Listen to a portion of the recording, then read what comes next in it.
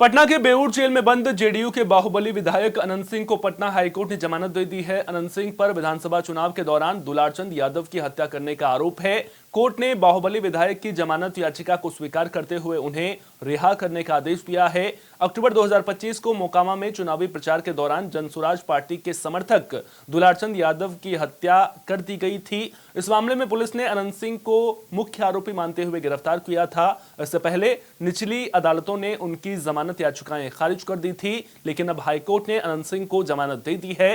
अनंत सिंह ने जेल में रहते हुए मोकामा विधानसभा सीट से चुनाव लड़ा और जीत भी हासिल की थी। अनंत सिंह 16 मार्च को राज्यसभा चुनाव में वोटिंग के लिए विधानसभा पहुंचे थे और इस दौरान कहा था कि वो जल्द ही जेल से बाहर आएंगे।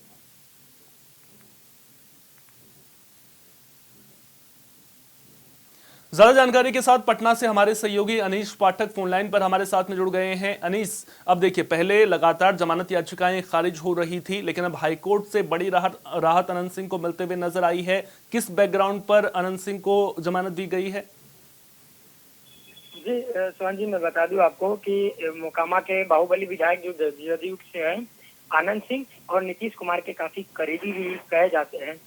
उनका जो है वो पटना हाईकोर्ट के द्वारा उनकी जमानत जो याचिका थी उस पर सुनवाई हुई और उन्हें जो है वो बेल भी मिल गई। हालांकि दुलारचंद यादव के मर्डर केस में वो जेल गए हुए थे। उसके बाद जेल से ही रहते हुए उन्होंने जीत भी हासिल की थी, जश्न भी मना था और उन्होंने जैसे ही बिहार विधानसभा में पहुंचे थे वोटिंग करने के लिए राज्यसभा चुनाव का नीतीश कुमार जी का, उस समय उन्होंने साफ शब्दों में मीडिया कर्मियों से कहा था कि मैं बहुत जल्द आने वाला हूं।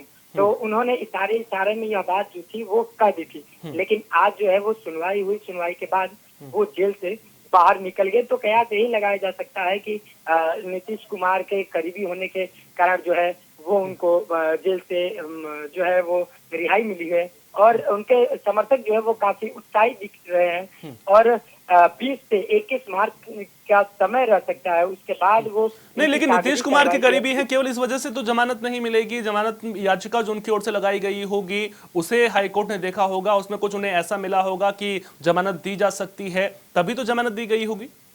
जी जी, आपने जो बात कही वो सही भी है, लेकिन सवाल ये भी होता है कि उन्होंने साफ शब्दों में जब मीडिया कर्मियों ने उनसे पूछा था कि आपके समर्थक जो है आपको ढूंढ रहे हैं, कब घर वापसी कब होती है, तो उन्होंने साफ शब्दों में कहा था कि चिंता ना करें, मुझे समर्थकों की चिंता है, मैं बहुत जल्द वापस आने वाला हूं। तो ये एक सवाल जो है वो घेरे में आ रहा है और इससे साफ जाहिर हो रहा है कि आखिरकार वो 2 दिन पहले कहते हैं और आज जो है उनकी जमानत याचिका पे सुनवाई होती है और वो जेल से बाहर भी निकल जाते हैं। कोर्ट उनको बेइज्जत बरी भी करता है और बाहर भी वो निकल जाते हैं। जी सोन।